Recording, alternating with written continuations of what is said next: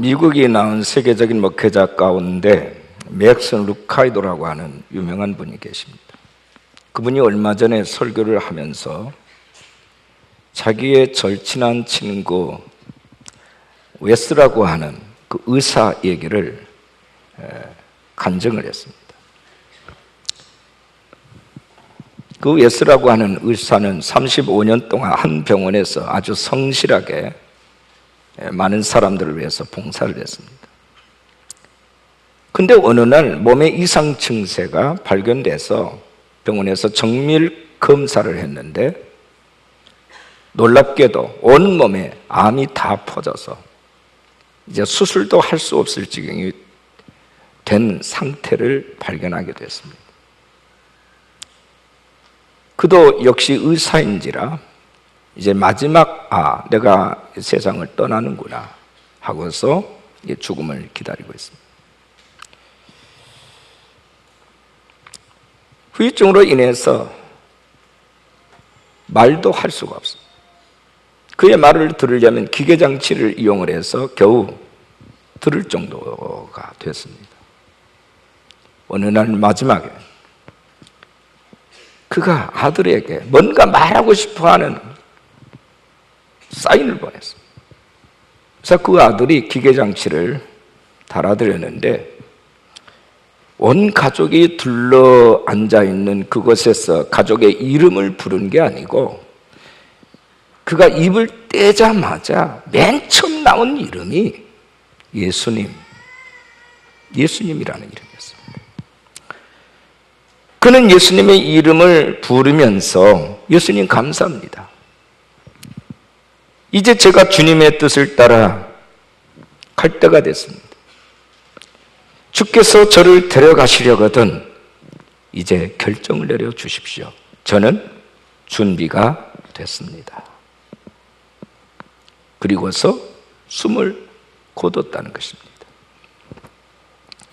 우리가 마지막에 나의 주, 나의 예수님의 이름 앞에서 주님, 저는 이제 준비가 됐습니다. 저를 데려가 주십시오. 라고 떳떳하게 말할 수가 있다면 그는 진정 행복한 사람이고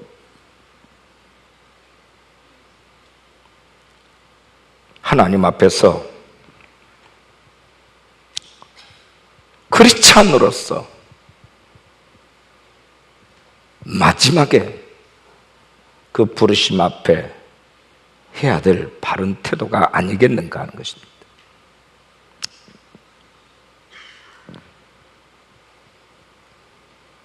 인생을 허둥대둥 살다가 한 것 없이 그날이 오면 너무 부끄러워서 감히 주님의 이름을 부를 자격이 없는 상태가 된다면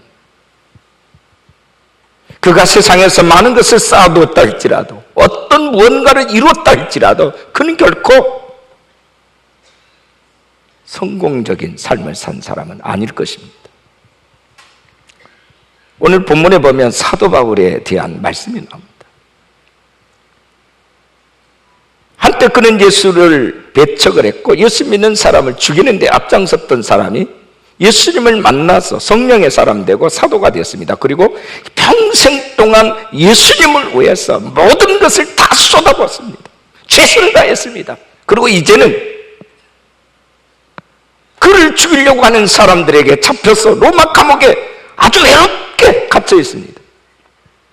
쓸쓸하기 그지없고 그의 육신의 몸은 말로 다 할 수 없는 고문과 채찍으로 인하여서 찢겨질 만큼 다 찢겨졌음에도 불구하고 그는 그 감옥에서 감사의 서신을 교회마다 전하고 있어요. 그게 옥중 서신입니다.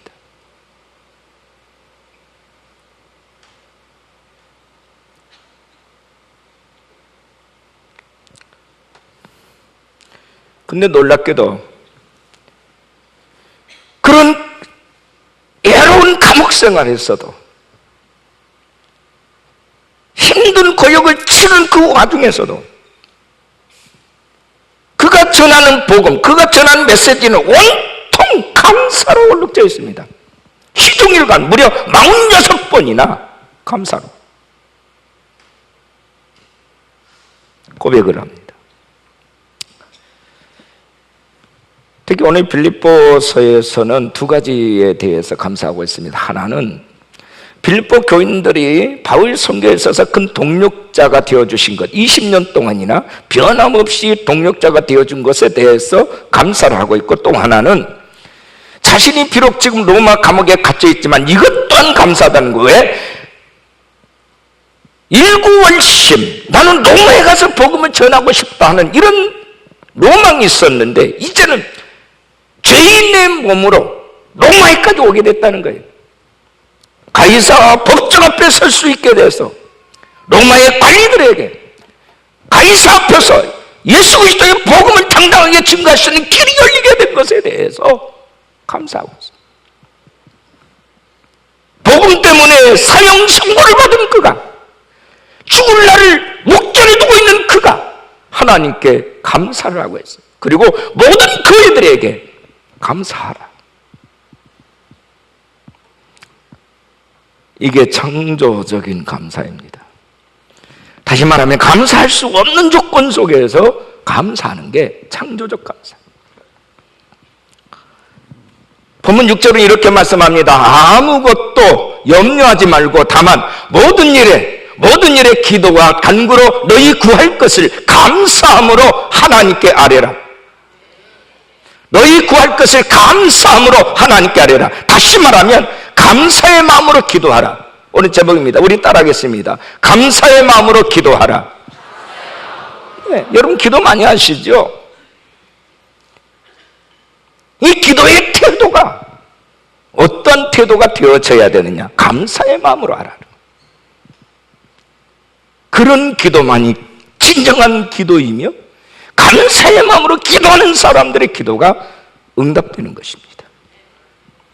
저는 오늘 세 가지를 말씀드리려고 합니다.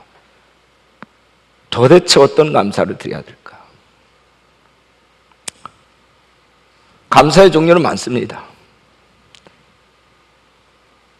근데 우리가 드려야 될 감사는 만점 감사입니다. 100점 만점에 100점. 하나님께서 우리에게 점수를 매기고자 할 때에 그 사람의 감사의 질에 대해서 점수를 매길 때 만점을 맞는 감사를 드려야 되겠다는 겁니다. 감사 종류는 주로 세 가지 정도가 있어요. 하나는 장점 감사입니다. 무슨 얘기냐면 우리에게는 삶을 통해서 많은 좋은 일을 만나게 되고 또한 나쁜 일을 만나게 되는데 이왕에 나쁜 일을 보지 말고 좋은 일을 보면서 감사하자. 이게 장점 감사입니다. 여러분 로빈슨 크루소라는 사람이 항해를 하다가 그만 배가 파상이 돼서 표류하다가 무인도에 이르렀지 않습니까? 그는 이제 무인도에 이르렀지만 가만히 보니까 자기 인생이 이제 절망스럽거든요. 막연합니다. 이제 뭘 할까? 그래서 맨 처음에 안개 노트 한 권을 펴가지고 거기다 중간에 줄을 딱 긋고서 한쪽에는 좋은 얘기, 한쪽에는 나쁜 것, 이거 쫙 이렇게 기록을 하기 시작했어요. 애로운 섬에 던져진 것은 안 좋은 것이다. 그러나 다른 사람처럼 익사하지 않는 것은 좋은 거다. 썼어요. 인간 사회에서 격리된 것은 안 좋은 것이지만 굶어 죽지 않은 것은 좋은 것이다. 옷이 없는 것은 안 좋은 것이지만 옷이 필요 없을 정도로 날씨가 따뜻한 것은 좋은 것이다. 방어 도구가 없는 것은 안 좋은 것이지만 야수들이 없는 것은 좋은 것이다. 말할 상대가 없는 것은 안 좋은 것이지만 하나님께 필요한 모든 것을 기도할 수 있는 건 좋은 것이다. 이렇게 썼어요. 그는 좋은 것과 나쁜 것을 모두 열거한 다음에 결론이 뭐냐? 이 세상에는 부정적인 일이든 긍정적인 일이든 너무 비참해서 감사할 수 없는 것은 아무것도 없다 하는 결론을 내리게 됐다는 겁니다.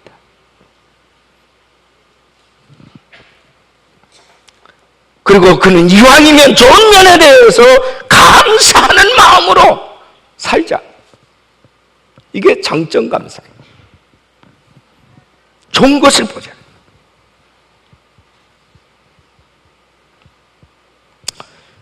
두 번째는요, 원점 감사라는 게 있어요. 따라합시다. 원점 감사. 이게 무슨 얘기냐면 우리가 태어날 때에 아무것도 가지고 오지 않았어요. 그래서 다시 처음으로 돌아가면, 원점으로 돌아가 보면 감사할 게 많아요.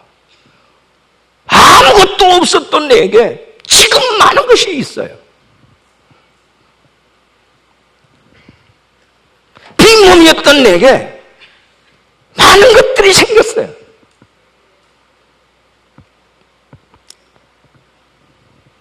여러분, 극작가 중에 버나드 쇼라고 하는 유명한 사람이 있습니다.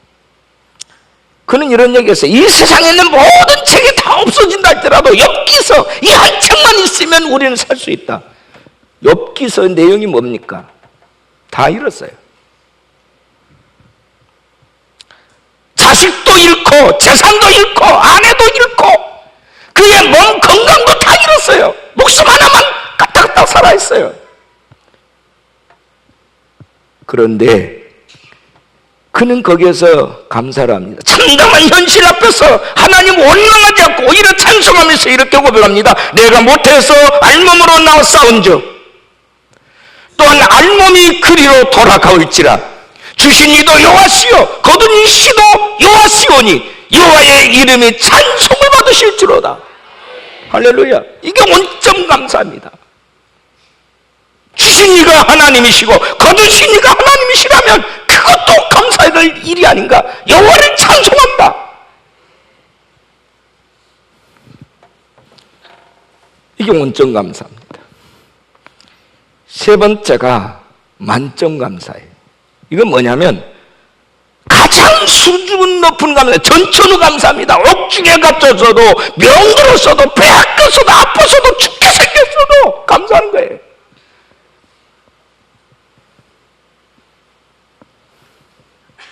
이 모든 것이 나를 지극히 사랑하신 하나님이 선택하신 최상의 선택이라면 나는 비록 오늘 이해할 수는 없는 일이 벌어진다 할지라도 아버지가 원하신 일이라면 그것을 감사한다. 하나님이 설정하신 상황이라면, 그 좋으신 아버지가 설정하신 상황이라면 감사할 수 있다.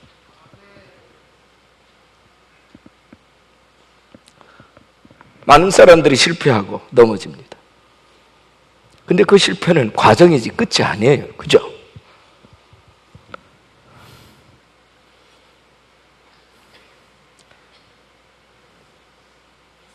우리는 잃은 것을 통해서 많은 것을 얻게 됩니다. 건강을 잃었지만 소중한 믿음을 얻었어요. 물질을 잃었지만 하나님의 나라를 얻었어요.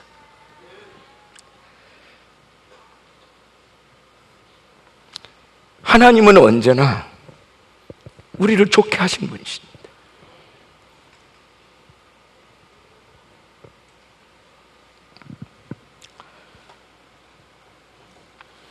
그래서 사도 바울은 6절에서 아무것도 염려하지 말고 너희 구할 것을 감사함으로 하나님께 아뢰라.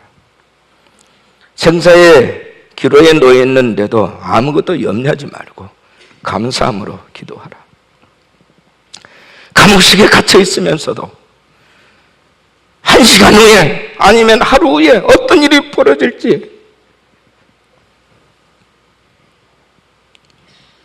여러분 로마에 가보면 바울이 갇혔다라고 여겨지는 곳이 있습니다.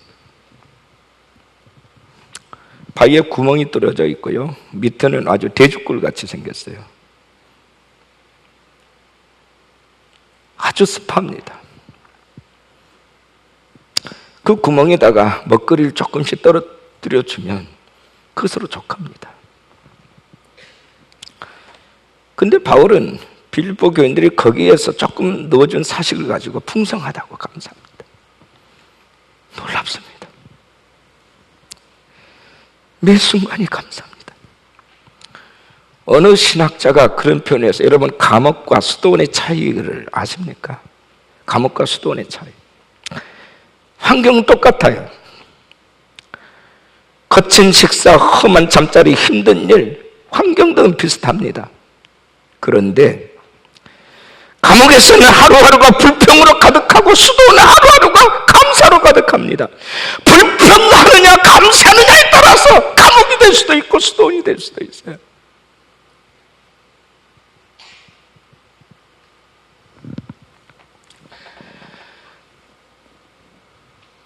영국의 그 유명한 설교자 스펄전은 불행할 때 감사하면 불행이 끝나고 형통할 때 감사하면 형통이 연장이 된다 그랬어요. 아멘이십니까? 저는 여러분께 드리고 싶은 얘기가 있어요. 인생을 리프레임을 할 줄 알아야 된다. 리프레임. 다시 말해서 프레임을 바꾸는 거예요. 다시 바라보는 거예요. 관점을 달리 보는 거예요. 슬픈 일이 과연 그것이 절망해야 될 일이냐 이거예요. 관점을 바꿔서 보면 그렇지가 않다. 죽을 일이 꼭 죽을 일이냐? 그렇지만은 않다 이게. 리프레임을 하라 인생을.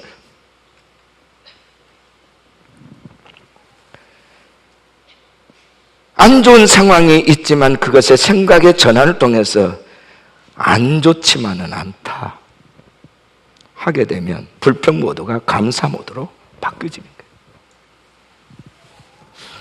여러분 컴퓨터 다루신 분들은 있죠. 모드 있죠. 한글 모드, 영어 모드. 그 모드를 바꾸면 자판이 바뀝니다. 우리 인생의 모드를 바꿀 필요가 있어요. 리프레임을 하면 내 생각과 사고가 바뀝니다.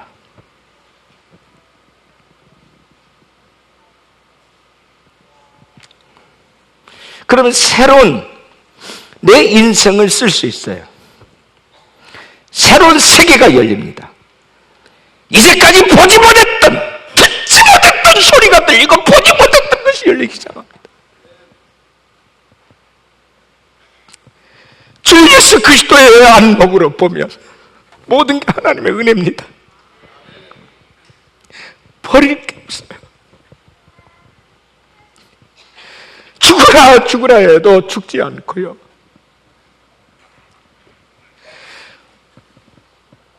없다 해도 없지 않습니다.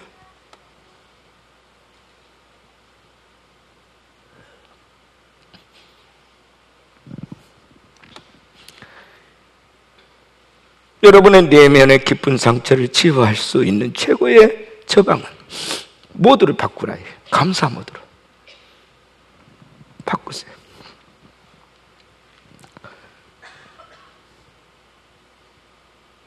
감사할 거리가 있어서 감사한 게 아니라 감사 모드로 바꾸면 불평이 감사가 됩니다. 다시 말해서 내 마음이 바뀌어요. 내 마음의 감정이 바뀝니다.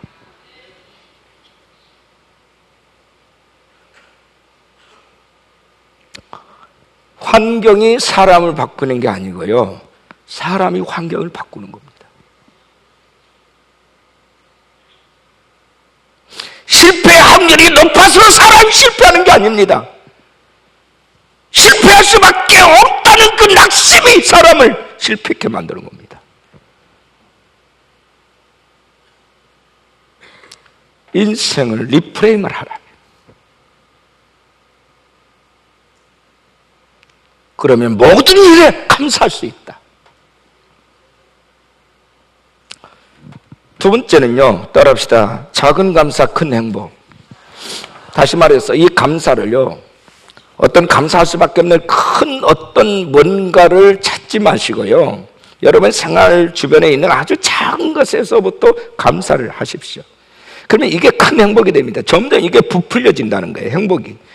그러니까 감사한 만큼 행복이 비례한다는 뜻입니다. 지극히 작은 것을 감사할 수 있는 사람이 날마다 감사할 수 있고요, 작은 것을 감사할 수 있는 사람이 많은 것을 감사할 수 있으며, 작은 것을 감사할수록 행복은 더 커진다 이 말입니다. 존 밀러, 기도 응답을 5만 번 받았다는 존 밀러, 사람이 얼마나 행복한가는 그의 감사의 깊이에 달려있다 그랬어요.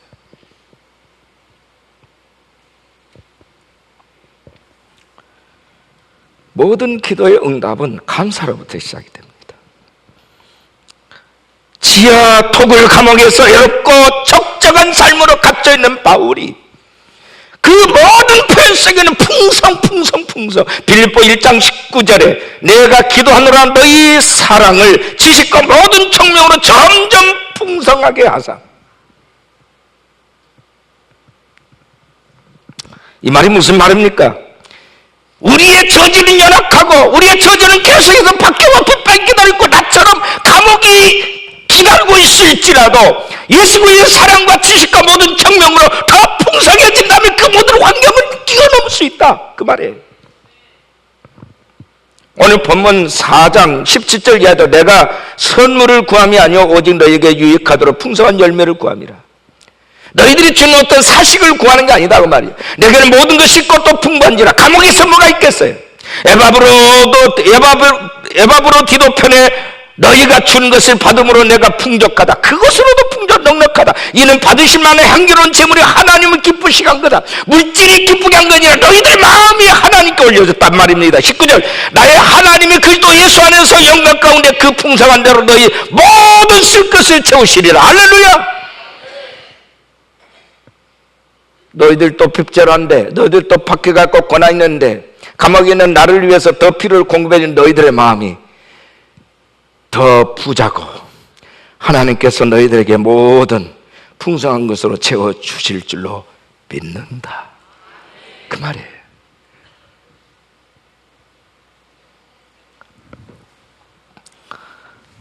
바울의 옥중서신은요, 넉넉하다, 풍성하다, 만족하다, 감사하다, 모든 내용이 그렇게 돼 있어요. 모든 내용이.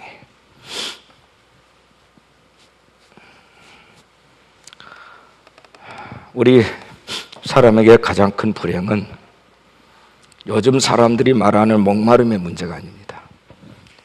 메마름의 문제입니다. 무엇이 없어서 궁핍해서가 아니라 마음이 피폐됐습니다. 감사하는 마음이 메말랐습니다. 이것이 우리를 불행하게 만들었습니다.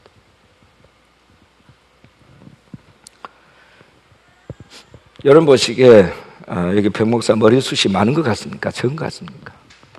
적지요. 한때는 이게 굉장히 컴플렉스가 돼가지고요, 고민을 많이 했어요. 고민을 했더니 머리가 더 빠지더라고요. 머리를 요즘은 좀 풍성하게 보이도록, 보는 사람들이 민망할까봐 좀 지지고 볶고 다 해봤습니다만, 그래도 역시 수치에 부족한 것은 도리가 없습니다.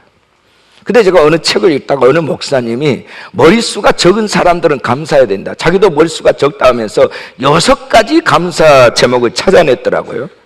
여러분 한번 들어보실래요? 첫 번째가 뭐냐?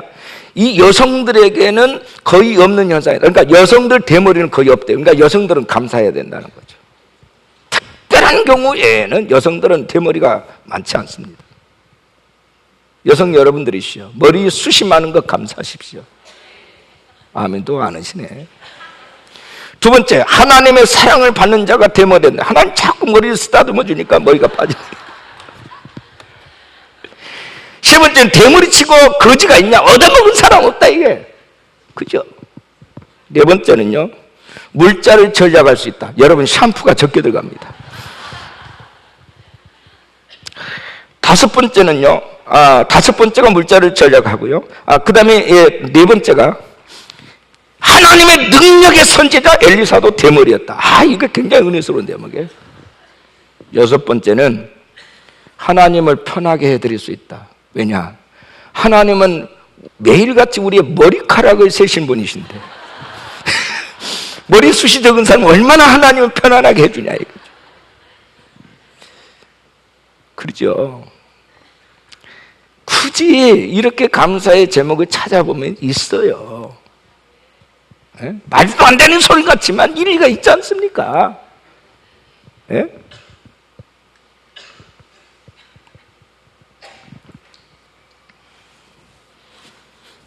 따라합시다. 행복은 소유에 비례하는 것이 아니라 감사에 비례한다. 아멘이십니까? 행복은 감사에 비례합니다. 소유에 있지 않습니다. 어느 목사님께서 교인들에게 좀 감사의 마음을 좀 가르치고 싶었던 모양입니다. 그래서 어느 날 감사절 마음 먹고 감사절, 추수감사절 헌금을 드린 사람의 이름을 부르고서 그분들의 감사하는 헌금 액수를 불렀어요. 없는 일이죠. 이렇게 쭉 불러 내려가다가 어느 한 장로님이 30만 원 했는데 그만 실수로 그 장로님 이름을 부르고서 목사님 300만 원 이렇게 말을 했습니다. 목사님은 실수로 그냥 넘어간 겁니다. 그냥 아무도 몰라. 근데 이제 장로님은 아시죠?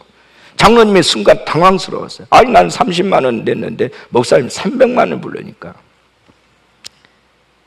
근데 이 장로님 생각이 하나님께서 나를 수준을 높이시는구나 하고서 나머지 270만 원을 가지고 와서 하나님께 그 다음 주에 냈어요. 얼마 뒤에 목사님이 나중에서 그걸 알아차렸어요. 그래서 장로님한테 가가지고 장로님 사실 제가 실수했는데요. 좀 미안합니다. 그랬어요. 장로님이 하신 말씀이 목사님 저는 제가 30만 원짜리 감사 인생인 줄 알았는데 하나님께서 목사님의 입을 통해서 300만 원짜리 감사 인생이라는 사실을 알려주셨습니다. 그래서 제 감사의 수준을 기쁨으로 높였습니다. 목사는 그렇게 실수해 주셔서 감사합니다. 그랬다는 거예요.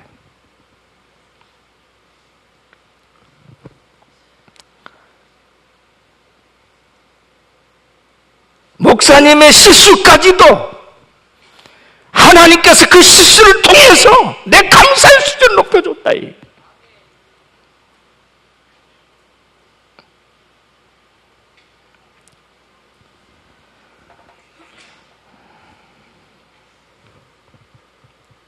얼마나 행복해집니까? 그런 마음을 갖는 게 행복합니다. 여러분들이 어떤 사람들, 힘든 사람들, 가난한 사람들을 돕고 구제하시고 하십니까? 잘하신 일이에요. 그런데 여러분 그렇게 하신 분들에게 반드시 한번 물어보십시오. 처음에는 작겠던 분들이 나중에는 분량의 손이 커집니다. 그런데도 그들은 더 감사하는 마음이 있습니다. 더 풍요로운 여유가 있습니다. 왜 그럴까요? 줄 수 있는 게 감사하죠. 줄 수 있다는 게 부유한 거죠. 어떤 부자는 엄청난 재산을 가지고 있는데도 주지를 못해요. 오히려 더 얻으려고 싸워요. 불행한 인생이에요. 근데 어떤 사람은 가지고 있는 건 고작 적은 거야. 이건 마지막 식량이에요. 근데 하나님께서는요, 사르밧 과부에게 그거 내놓으라.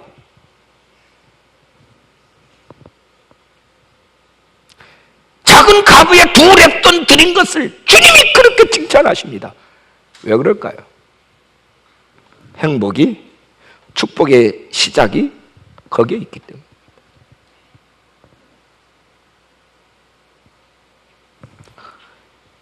세 번째입니다. 따라합시다. 감사는 전능하신 하나님의 안전지대이다. 이게 무슨 얘기냐면 본문 7절에 이렇게 말씀하고 있어요. 그리하면 모든 지각에 뛰어난 하나님의 평강이 그리스도 예수 안에서 너희 마음과 생각을 지키시리라. 그리하면 뭐예요? 감사하면. 감사함으로 하나님께 아뢰면 그 말이에요. 모든 지각에 뛰어난 하나님의 평강이 그리스도 예수 안에서 너희 마음과 생각을 지키신다. 다시 말하면 너희 마음과 생각을 보여주신다. 다시 말하면 하나님의 안전지대로 초대하신다 그 말이에요. 지키신다는 말은, 전능하신 아버지가 지키신다는 말은 가장 최고의, 가장 안전한 곳으로 너희들을 인도하겠다. 너희들의 재산을 보호해줄 것이며 너희의 생명을 보호해줄 것이며 너희의 자녀를 보호해줄 것이며 너희의 모든 것을 보호해주신다 그 말이에요. 누구에게? 감사함으로 하나님께 나가는 자. 하나님의 안전지대로 그들을 인도해 주신다.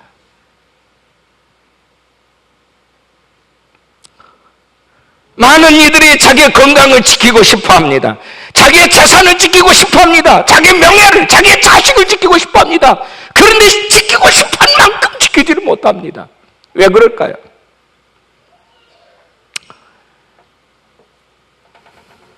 하나님이 불어버리시면 지킬 수 없어요. 그러나 하나님이 보호하시면 누구도 해칠 수 없습니다. 믿으십니까? 믿으시면 아멘 하십시다. 하나님이 안전지대이십니다. 옥합을 깨뜨려서 전부를 드리는 여인에게 주님께서 칭찬하시면서 이렇게 말씀합니다. 내가 진실로 너에게 이르노니 온 천하에 어디서든지 이 복음이 전파되는 곳에서는 이 여자가 행한 일도 말하여 그를 기억하리라. 놀라운 일이에요. 이 여자의 감사의 모습, 옥합을 깬 모든 것을 쏟아부어버린 일부 제자 가운데 왜 그것을 허비하느냐 낭비하느냐, 그것을 팔아서 가난한 자들에게 주면 좋을 뻔했다. 그런 자들의 말을 주님 무시해버리고 복음이 전한 것에 이 여자가 행한 일도 기억하게 되리라. 놀라운 말씀이에요. 그건 결코 낭비가 아니에요. 주님께 쏟아부은 그것이 허비가 아니에요.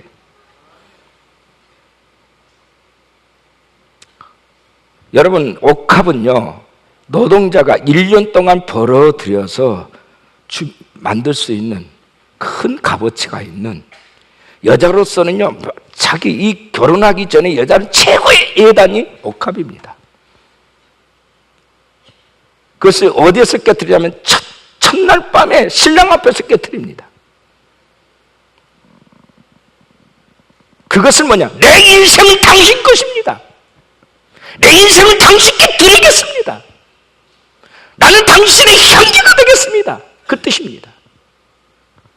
그걸 예수님께 깼어요.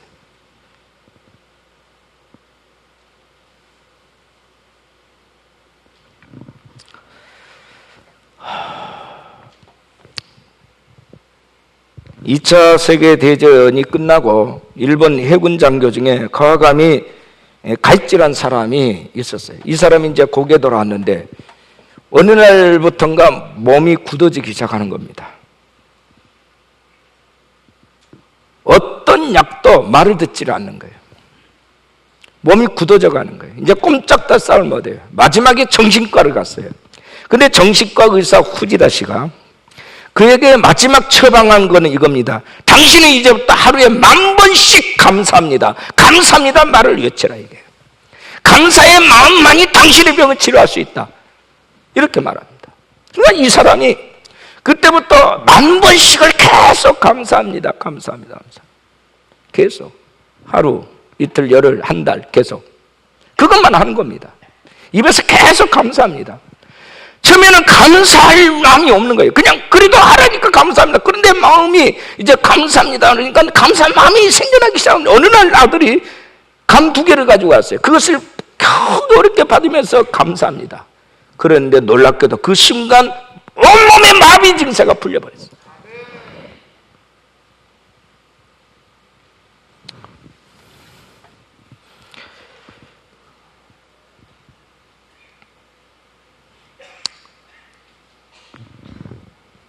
여러분 보십시오. 여러분이 모르시겠지만 우리 인체는 굉장히 신비한 메커니즘을 가지고 있습니다.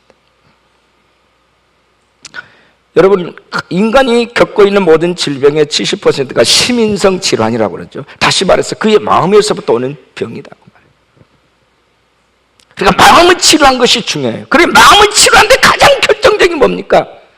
감사하는 마음이에요. 그러면 내 프로그램이 바뀝니다. 그러면서 그때부터 NK세포가 증식이 시작하게 돼요. 내 몸 자가치료가 시작이 되는 거예요. 이건 이미 의학적으로 실험한 결과입니다. 하나님이 우리에게 그런 시스템을 만들어 놨었어요. 어떤 경우에도 불평하고 원망하고 독수리 뿜어낸 사람들은 마지막에는 병들어요. 그것이 아무리 정의로운 일일지라도 남을 비판하고 자꾸 송곳처럼 남을 날카롭게 지적한 사람은 스스로 병이 들고 말아요.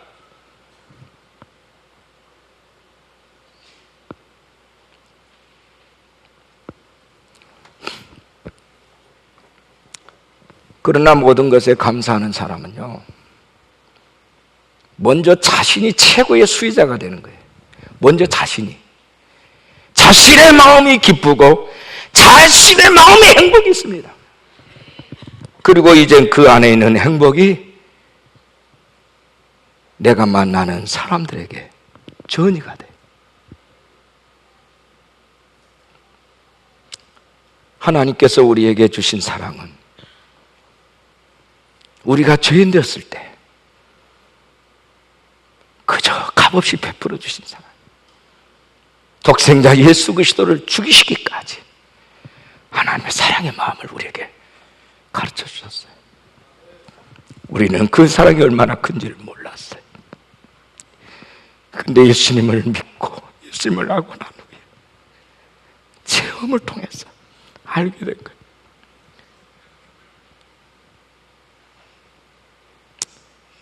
예수의 평안이 내 안에 채워지고 예수의 생명이 내 안에 채워지면서 알게 된 거예요. 가르쳐서 이해해서 인식돼서 한 게 아니에요. 그분을 만났어요. 그분을 체험했어요. 그분의 사랑을 받았어요. 그리고 내 안에 머물러 있는 이 사랑이 다른 사람들이 흘러들어가는 거예요. 다시 이렇게 고백합니다. 시편 126편에서 내게 주신 모든 은혜를 내가 여호와께 무엇으로 보답할까? 무엇으로 보답할까? 하나님의 그 만 가지 은혜를 생각하면 생각할수록 내가 과연 무엇으로 보답할 것인가?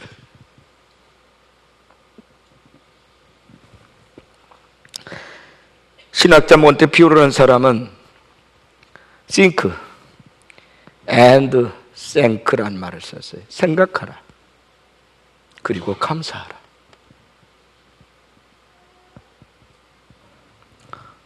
여러분의 모든 일을 잘 생각해 보세요. 그리고 감사하시기를 바랍니다. 할렐루야.